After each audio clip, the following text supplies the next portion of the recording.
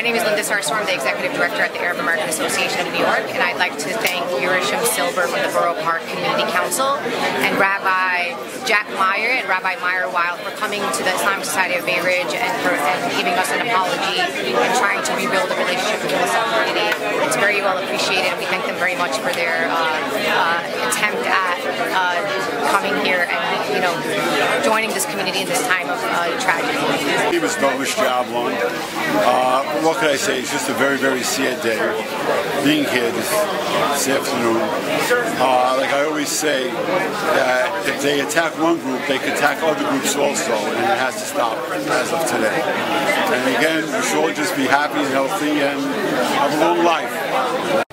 My name is Mohammed Asmar, and about a week ago, 4 guys in a car with an Israeli flag on it came. They were circling the mosque and they were looking for trouble and shouting and cursing at people that were coming in to pray, and they were attacking people that were coming into the mosque. So I don't know exactly what happened after that, and that I know that they were not locked up by the New York Police Department.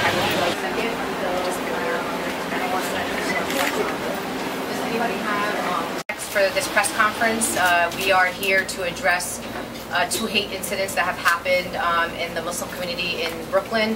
One incident, actually multiple incidents on Friday at the Taiba Islamic Center, which is on Coney Island Avenue in Brooklyn, where eggs were thrown at worshippers as they were going into the mosque. The second incident happened on Sunday morning here in front of the Islamic Society of Bay Ridge. Footage is caught on camera of cars driving by the mosque about 7 times. Carrying Israeli flags, antagonizing. It is my great pleasure and honor to introduce Douglas Jablon to the podium. Thank you, Linda. What can I say? It really breaks my heart. You know, being brought up in Borough Park, where there's such a numerous amount of Holocaust survivors. And as Jews, we really know what the word discrimination is. And what could discrimination bring? It brings hatred, and hatred brings other things. And let me tell you something, dealing with the Muslim community for so many years, how can I always say, like I always open up my conversations to everybody, that we are relatives. We have the same grandfather, and we should act like that. Because believe me, our grandfather wouldn't appreciate how people react to each other. And I always say that it could be anybody. It could be us, it could be them, and it could be the future. And that it has to be stopped here. Standing here, and now during our 3 weeks, it's Ramadan, and also by the Jewish community, we have it called the 3 weeks, so it's about a week and a half. It's called Tisha B'Av, was the destruction of the temple. And the reason that the destruction of the temple is because of hatred, and people talking about bad of each other. So if we continue acting like this, there's something really going to be happening. And it's going to be there, so we have to stop it now. And I always say, if we look at 2% of the body and not 98% of the body, we're really dumb. And what could I say? We should all be blessed with long life and happiness. And I'm honored, and how should I say, it's very sad for me even staying there. We should be, like a week ago, we had a Ramadan dinner, and we were just sitting and laughing and really enjoying each other. But from now on, that's what we should always have, is happiness and health. Thank you very much.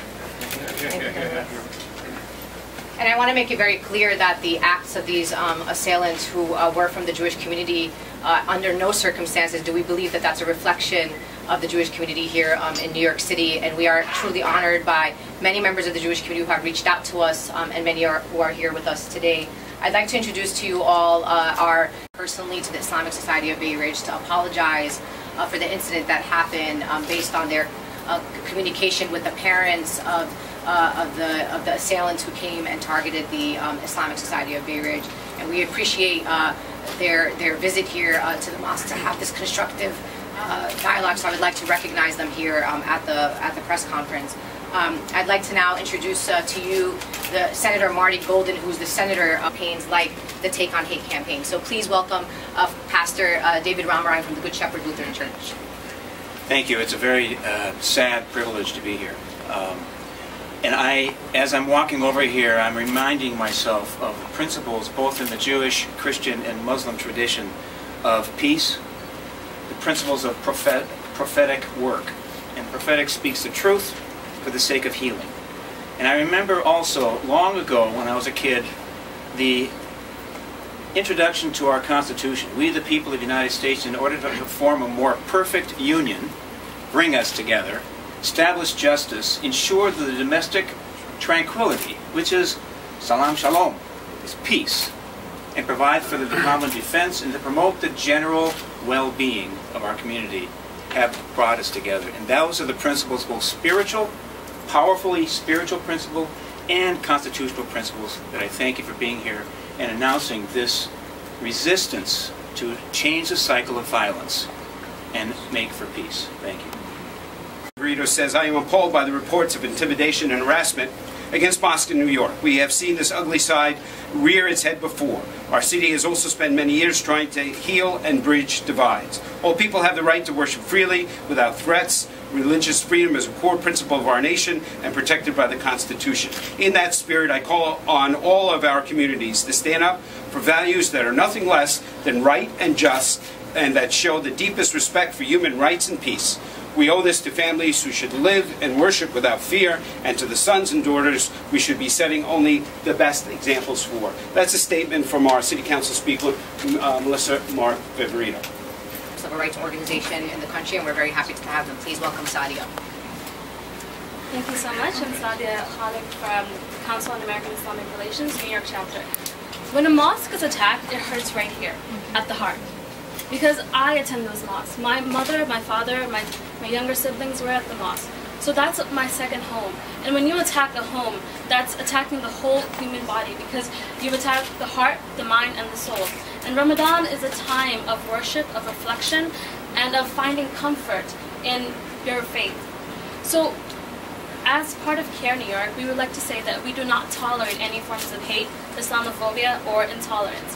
When it comes to hate crimes, we saw so many happen in Brooklyn. Just this past weekend there was 2. Earlier in this month there was anti-Muslim graffiti in Brooklyn as well. Hate has become part of our vocabulary. In the office we talk about hate. In the media we talk about hate. And unfortunately it's still happening, and I'm so glad to see campaigns like Take on Hate combating acts of intolerance and acts of Islamophobia and hate. What I want to say to you is CARE New York, along with the National Chapter of the Council on American Islamic Relations, has released a best practices for mosque and safety guidelines. This guide over here is a resource for mosque hate crimes. Anytime a house of worship is targeted, we cannot stand for that. We have to work together with NYPD, with elected officials, with community members to make sure that we create a better safety resolution, safety protocols for our community. Appalled by the incident. As I said earlier in the press conferences, we had 3 leaders from the Jewish community who came yesterday to the mosque to apologize and to share with us that this is not reflective of the Jewish community or the synagogues that these young men attend. Again, Rabbi Jack Meyer, Rabbi Meyer Weil, and Yerisha Silber from the Borough Park Community Council joined us yesterday. The incident was caught on surveillance camera. When the cops came, the assailants were here present, so we're now still looking for them. Their investigation's ongoing. The detectives have continued to talk to witnesses that were here at the time of this incident. Surveillance footage is with the NYPD. It's very clear that there was antagonizing of worshipers, and it was very clear what happened in that incident, and the NYPD is taking this matter very seriously. Was there surveillance video in